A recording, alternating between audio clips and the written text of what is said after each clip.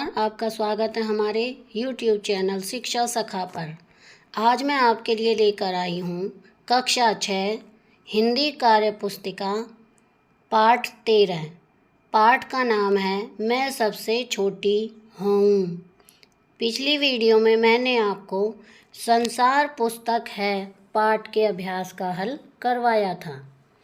अगर आप मेरे चैनल पर नए हैं और अभी तक आपने मेरे चैनल को सब्सक्राइब नहीं किया है तो प्लीज़ सब्सक्राइब कर लें और बेल आइकन को ज़रूर दबाएं।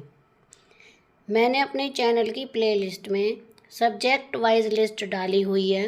आप जिस भी पार्ट को देखना चाहते हैं मेरे चैनल की प्लेलिस्ट में जाकर उसे देख सकते हैं। तो चलिए शुरू करते हैं पाठ मैं सबसे छोटी हूँ। तो नंबर 1 पर है कविता पढ़ो। तो सबसे पहले हम इस कविता को पढ़ते हैं। वन में एक घनी झुरमुट थी जिसके अंदर जाकर खरहा एक रहा करता था सबकी आंख बचाकर। फुदक फुदक चिनगियाँ घास की चुन चुन कर खाता था। देख दूर से लोगों को झुरमुट में छिप जाता था। एक रोज आया उस वन में कुत्ता एक शिकारी, लगा छानने सूंघ सूंघ कर वन की झाड़ी झाड़ी। आखिर वह झुरमुट भी आई जो खरहा का घर थी, मगर खैर उस बेचारे की लंबी अभी उम्र थी। कुत्ते की जो जगी सांस खरहा सोते से जागा, देख पीठ पर खड़ा काल को जान बचाकर भागा। अब इसमें प्रश्न है, कविता में कई कहानी को तुम समझ ही गए होगे, इस कहानी को यहाँ अपने शब्दों में लिखो। तो हमने जो कविता पढ़ी है अब उसे हमें लिखना है। तो एक वन में झुरमुट थी, उसमें खरहा नामक पशु रहता था जो उछल उछल कर घास खाता था। लोगों को आता देखकर वह झुरमुट में छिप जाता था। एक दिन एक शिकारी कुत्ता आकर वन की हर झाड़ी को सूंघने लगा।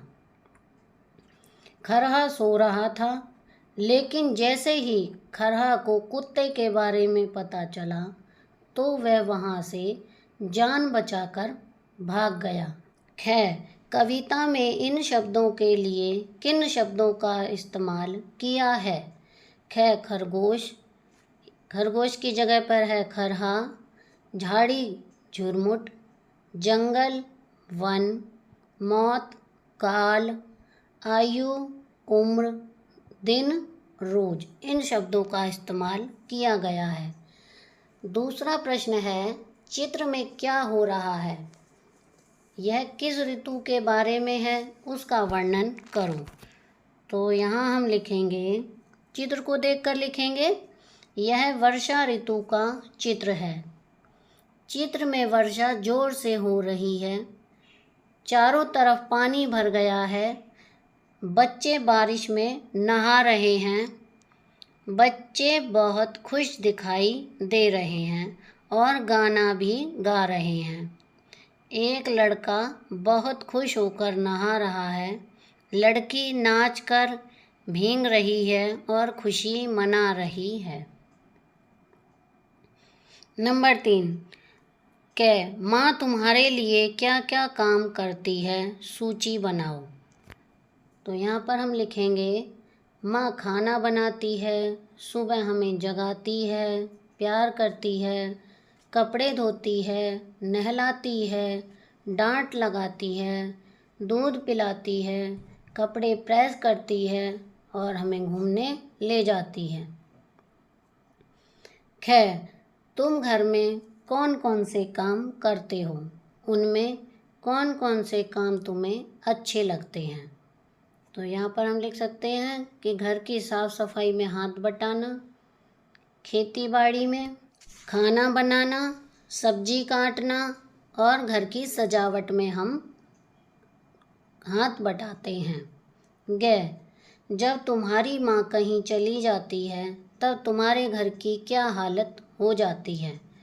तो उत्तर हम लिखेंगे, सारे घर का हाल अस्त व्यस्त हो जाता है। हम सभी काम तो करते हैं लेकिन माँ जैसा काम नहीं कर पाते हैं। चौथा प्रश्न है, जब तुम नाराज हो जाते हो तो तुम्हें कौन और कैसे मनाता है? इसका उत्तर हम लिखेंगे, जब मैं नाराज होता हूँ तब मेरी माँ मुझे मनाती है, मुझे समझाकर, लालच देकर मनाती है और प्यार करती है। पांचवा प्रश्न है, मैं सबसे छोटी हूँ कविता में एक जैसी आवाज़ वाले कई शब्द आए हैं, जैसे हूँ, सोऊं। तुम ऐसे और भी जोड़े ढूंढकर लिखो। तो यहाँ पर मैंने लिखे हैं, साथ, हाथ, गात, बात, रात, मात, हूँ, खोऊं।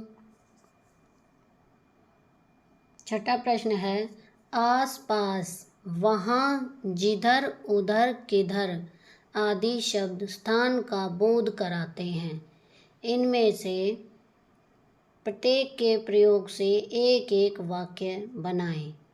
तो पहला है आस पास, तो हम वाक्य बनाएंगे इसका, हमारे घर के आसपास कई पेड़ हैं।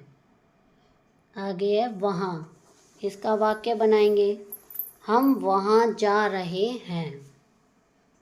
जिधर, इसका वाक्य बनाएंगे, मैं जिधर भी जाता हूँ तुम मेरे पीछे आते हो। उधर, इसका वाक्य बनेगा, उधर मत जाना, रास्ता खराब है। किधर, यहाँ लिखेंगे हम, तेरा ध्यान किधर है, तेरी किताब इधर है। क्या तुम जानते हो, इन शब्दों को क्रिया विशेषण कहते हैं। अगला प्रश्न है, नीचे लिखी पंक्ति को ध्यान से पढ़ो। गाय है दूध देती, किसान है करता खेती, मुर्गी है अंडा सेती, कौन है इन सब का भेदी। इसी तरह अंतिम शब्द की ध्वनि मिलाते हुए निम्नलिखित पंक्तियों को पूरा करो। है दूध देती गाय, इसका है, गाय है दूध देती, पीती है माँ चाय, कहाँ होती चाय की खेती, क्यों सीता दूध नहीं पीती। तो इसी तरह से हम और भी बना सकते हैं, माँ बच्चों को खाना देती, माता कितना कष्ट है सहती, कविता क्यों पानी पीती।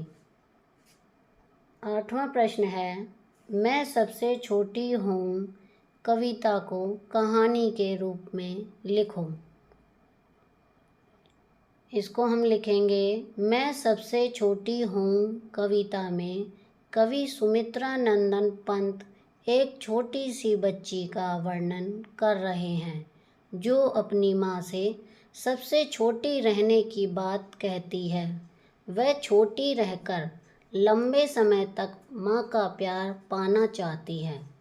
वह माँ का आंचल पकड़कर घूमना चाहती है।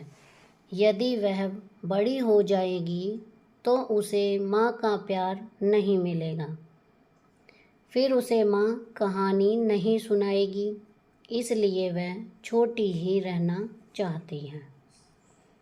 तो ये हमारा जो आठवां प्रश्न है पूरा हो गया है, और इसके साथ ही हमारा पाठ का ये पूरा अभ्यास का कार्य भी पूरा हो गया है। अगली वीडियो में मैं आपको पाठ 14 लोकगीत पाठ के अभ्यास का हल करवाऊंगी।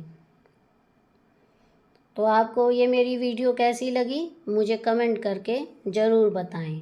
प्लीज़ मेरे चैनल को लाइक करें, शेयर करें और सब्सक्राइब करना ना भूलें। Thank you.